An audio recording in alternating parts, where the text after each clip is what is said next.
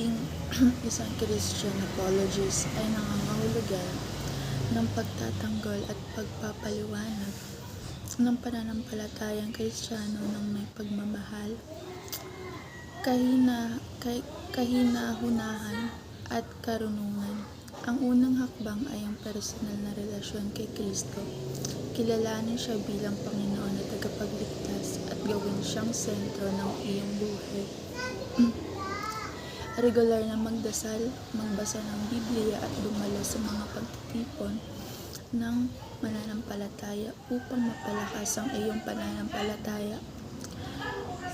Mahalagang mag-aral ng Biblia hindi lamang upang maunawaan ang mga doktrina, kundi upang maisabuhay ito.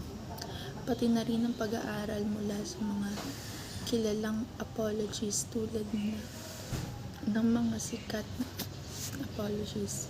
Gayon din, kailangan mong intindihin ang mga karaniwang tanong at pagtutol sa Kristyanismo, tulad ng pagiging totoo ng Biblia, ang dahilan ng paghihirap at ang muling pagkabuhay ni Kristo. Upang maging handa sa pagbibigay ng makatuwiran at maayos na sagot, mahalaga rin ang bisang komunikasyon. Kaya't maglaan ng oras upang makinig sa mga pananaw ng iba at magpaliwanag ng malinaw at may respeto.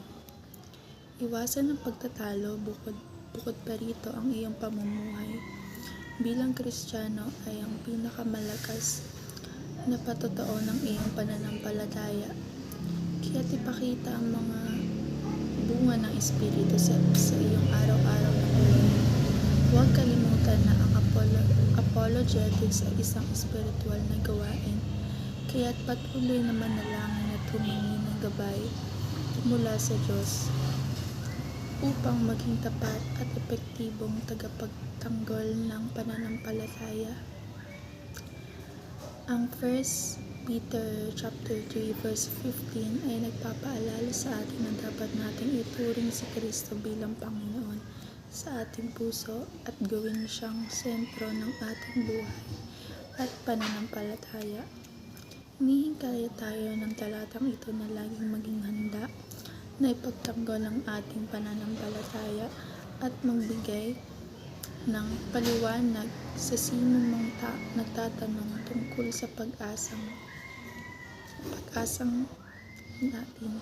Gayunpaman, binibigyan din nito ang kahalagahan ng paggawa nito ng may kahinahunan at paggalang. Ang pagiging handa ay hindi lamang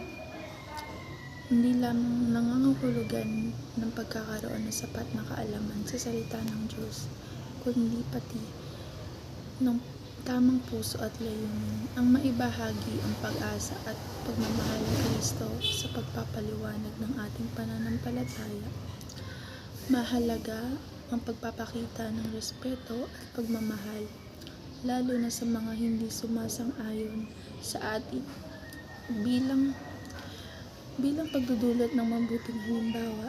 Ang talatang ito ay nagsisilbing paalala na ang pagiging apologist ay hindi lamang intelektual na gawain, kundi isang espiritual na responsibilidad. Ito ang nangangailangan na patuloy na panalangin, pag-aaral ng kasulatan at pagsasabuhay ng karakter ni Kristo upang maipahayag ang kanyang katotohanan at pag-ibig sa iba. Ang pagiging isang gentle at respectful na apologist ay nangangahulugan ng